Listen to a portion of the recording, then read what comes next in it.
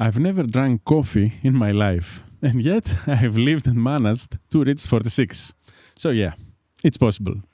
Joking aside, I get that coffee is a daily expense for most people, and it's the first thing they tell you to cut if you want to get rich in life. But what does rich really mean? And how much money can you actually save? Is coffee the only sacrifice we need to make to get out of our comfort zone? And are we all just lazy and prefer the easy fixes? And finally, is switching to hot cocoa instead of coffee the secret to success that will guarantee me a pension when I'm old? Let's dive into all that in today's letter, where coffee gets the spotlight. Get rich by quitting coffee and other fairy tales. I've noticed a lot of buzz lately in the Greek YouTube space and beyond about financial influencers. Suddenly, everywhere I look online, I see discussions about the fairy tales these experts are selling, especially on YouTube. To my surprise, one fairy tale that everybody is mocking is quit coffee and in X years you'll have saved Z amount and you'll be set for life. I didn't realize this advice had become so widespread. I had heard it here and there from friends over the years, but I thought they were mostly kidding. My take on it is this. It's way easier for someone to cut a small pleasure, a tiny daily expense, than to get off their butt and earn more. Who's out there burning the midnight oil figuring out how to make more money? It's obviously much easier to skip that takeaway coffee in the morning. Sure, you can only cut expenses down to a certain point, while there's literally no ceiling on how much you can earn. And humans always pick the path of least resistance, with a less friction. It's not bad, it's just human nature. Plus, who doesn't love being told they are already doing the right thing? All of us.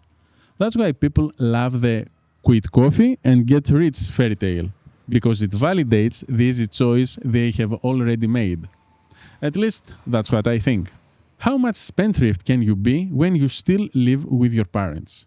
My mindset has always been to earn more money instead of obsessing over cutting costs. Ever since I got that lesson from my dad, which I talked about in a previous episode, I understood the goal should be to make money. Not necessarily insane amounts, but at least to focus on growing my capital instead of shrinking my expenses. After all, when you are young and still fully dependent on your parents, how much could you even save? From an early age, I realized that to become independent, I needed to focus on increasing my income, not on cutting the very few expenses I had while living with my parents. To get rich, I quit Peinirli-with-Egg instead of coffee. I've been following some personal finance creators on YouTube, mostly English-speaking ones, for years. I have learned a ton, especially about investing in real estate, which I obviously didn't know before. Pretty much everything I know, I learned from the internet over the last 30 years I've been online. So yeah, I listen to what all these people have to say behind the screen. I listen to everything and everyone, but definitely not unfiltered. One of the big mantras in personal finance is to cut your expenses as much as humanly possible. I don't think that's necessarily bad, because without saving, how are we going to have money to invest in the first place? I get the concept of saving, but I never really noticed the specific quit coffee to start saving thing. Probably because I've never drank coffee, so that advice never hit home. But I definitely noticed other equivalent daily habits I had, and if I cut them, I could boost my savings. For example, I used to have a Peinirli-with-Egg for breakfast. Back in March 2024, I swore to myself that I will only buy it again once my online business is back on its feet. Still keeping that promise. Humans always choose the easy path. I know for myself that humans always choose the path of least resistance. I constantly face challenges where my first thought is always to follow the easiest, least painful way out. Obviously, like everyone else, the last thing I want is to cause myself pain, physical or mental. Yet, I also know that only pain leads to big achievements. For example, I spent years of my life in gyms and swimming pools. I was pretty athletic as a teen and in my early 20s. I remember the pain I had to go through at the gym to bulk up. I was 75 kilos and wanted broader shoulders and a wider back. No pain, no gain, they say, and they are not wrong. So when I left the gym and didn't feel sore the next day, or when I could walk after the leg day, I knew I hadn't trained hard enough. Even in work and the ways I chose to make money in life, at first I thought I had picked the easy and fast route. The easy and quick money. Only later did I realize that even the easy and quick money, if you want to be a long-term winner, requires sacrifices and withstanding huge psychological pressure, which is also a form of pain. So as I got older, my thinking changed. Now, when something comes too easily, I start doubting whether it was the right choice and how long it will actually last. Because whatever comes easily can go just as easily. Easy come, easy gone. Go to the extremes to be heard. On one side, we have the quit coffee so you have money to invest mindset. And on the other, the hustler mindset of wake up at 4 a.m. and work until your eyelids close. I think most people misunderstand both mindsets. At their core, both are right. It's just the way they are communicated that takes them to the extreme. And that's what people hate. But on the other hand, how do you get an idea across if you don't push it to the extreme so it actually makes people notice and think? If I tell you to save 10% of your annual income, it's not nearly as sexy or provocative as stop drinking coffee. You definitely wouldn't be here reading or listening to this letter. Same thing the other way. If I say you have to suffer and work hard to reach big goals, it won't hit the same as I wake up at 4 a.m. and work on the computer in the middle of the night before my morning walk. Like it or not, to get your idea heard, you have to take it to extremes to create buzz. You have to provoke interest because people won't listen otherwise. They are busy and think they already know everything. You are all lazy. Long laziness. Let me be honest. If tomorrow someone told me of a way we can make an extra 1,000 euros a month by working 15 extra hours a week, almost none of my friends would do it. Some would say they don't have 15 hours because they would see it as a mountain of extra work. Others would say, 1,000 euros isn't enough to take action. Most people would find any excuse to avoid making a decision and taking action. What would I say? Depends on the kind of work, but that's an excuse too. For example, if it required collaborating with other people, I'd probably say no. And yes, that's a cheap excuse. Who said I'm any different? Who said I don't love being lazy and taking the easy road? Isn't that exactly why the whole AI bubble exists?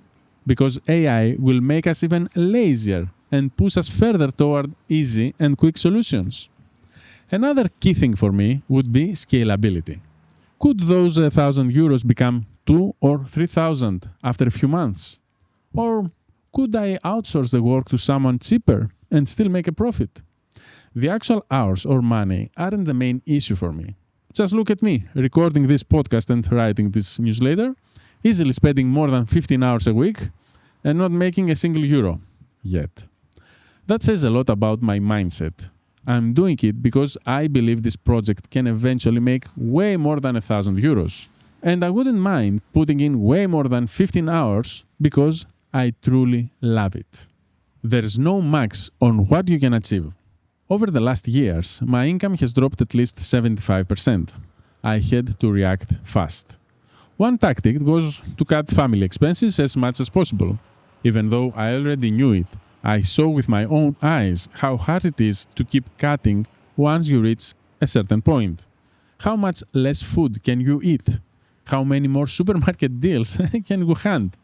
How much lower can you get your electricity, phone, water, and heating bills? There's a survival floor you can't go below.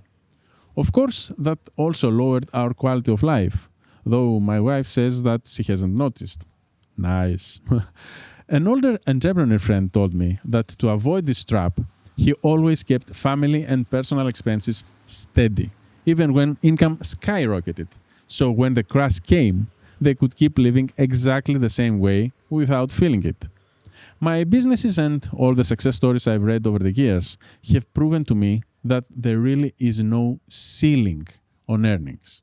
The swings can be huge, but the upside can also be massive. Sometimes so big you don't even believe the numbers yourself. Funny money. You just have to really want it and be obsessed enough to go all in. The secret to hustling without feeling it like work. Imagine I have a 25-year-old in front of me earning 900 euros a month, living with his parents and spending 8 to 10 euros a day on coffee and eating out. Yeah, I would tell him the same thing. Cut the eating out and the takeaway coffee. At 25, the point is to build the best possible future.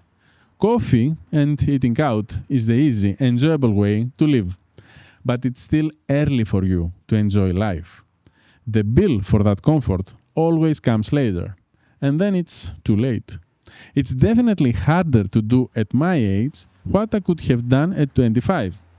Back then, I sat at a computer making money by clicking buttons, thinking I could do that for the next 10, 20 or 30 years.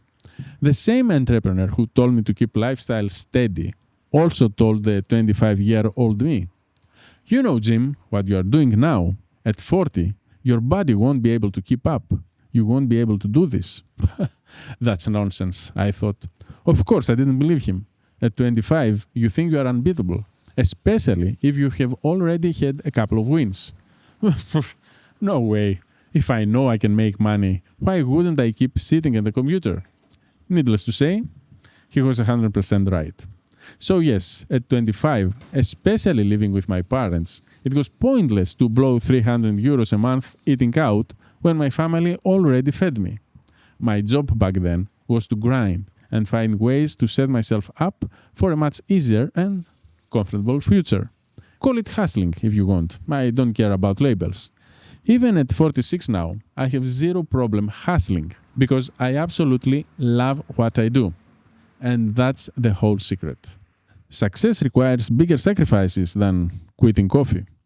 Quitting coffee or any small daily habit that costs a few euros sounds simple. Most people can probably do it for the first 2 or 3 days. Come on, you are just not stopping for coffee on the way to work. It's not like you are picking up a shovel and go digging ditches.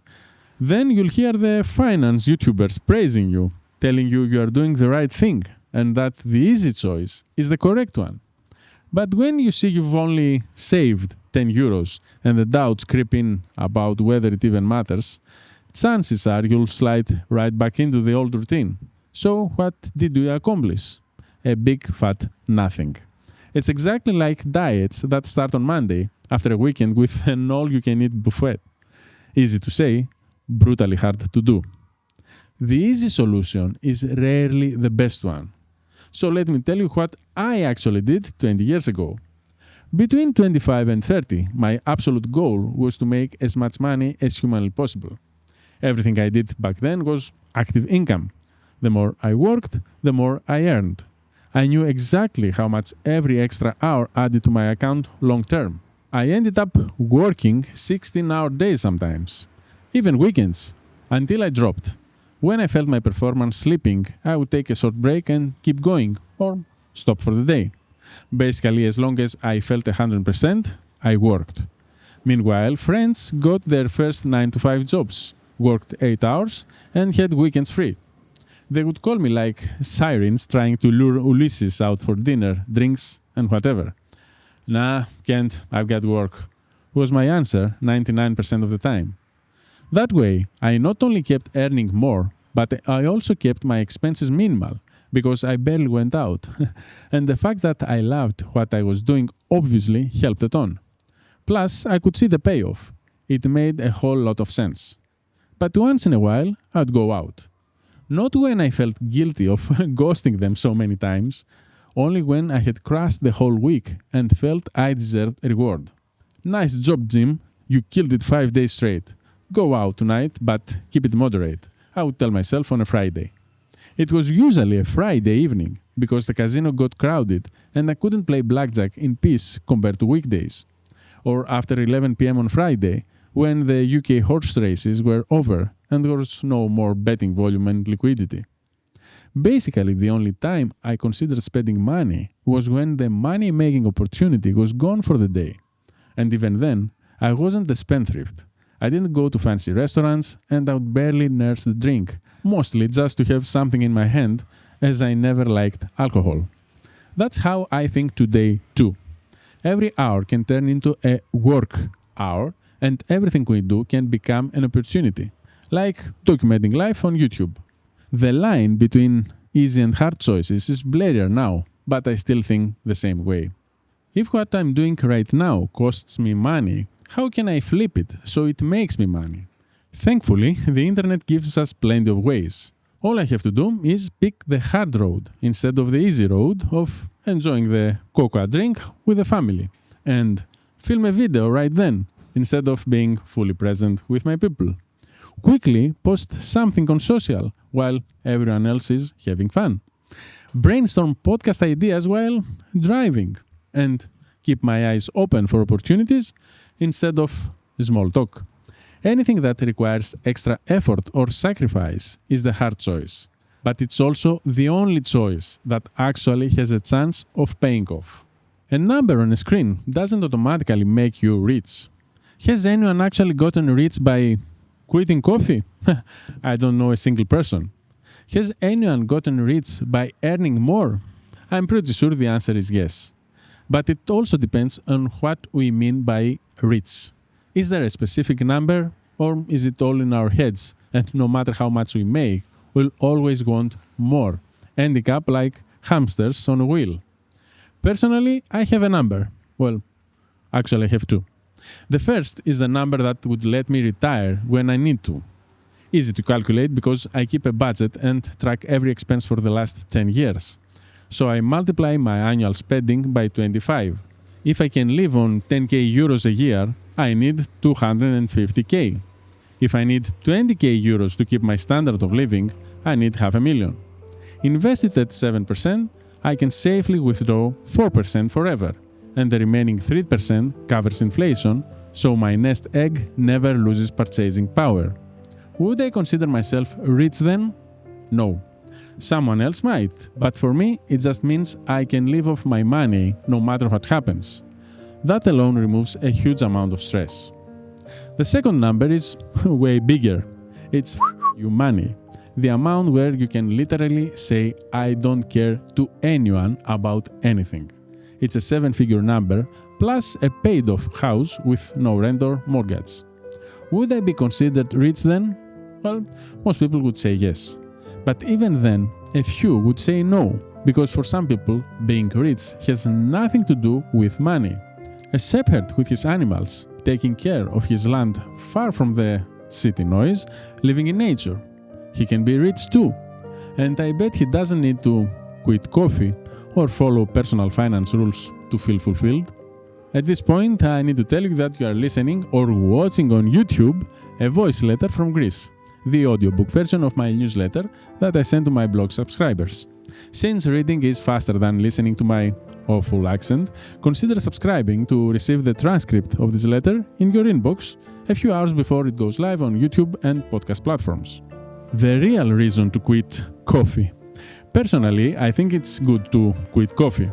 Not because we'll get rich and the internet finance gurus will be proud of us. I think it's good as the very first step to prove to ourselves that we actually have the discipline to do what we said we would do. It lays the foundation for taking saving, budgeting, and investing seriously. If we can't quit a simple daily habit like morning coffee, how are we even going to push ourselves to make the big painful decisions?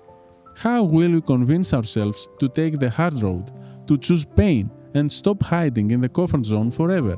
How will we get serious about earning more if we can't even manage something as simple as not stopping for coffee on the way to work? And if that's not enough, there's an even more serious reason to quit coffee. Start drinking hot cocoa. It's way better than coffee. You disagree?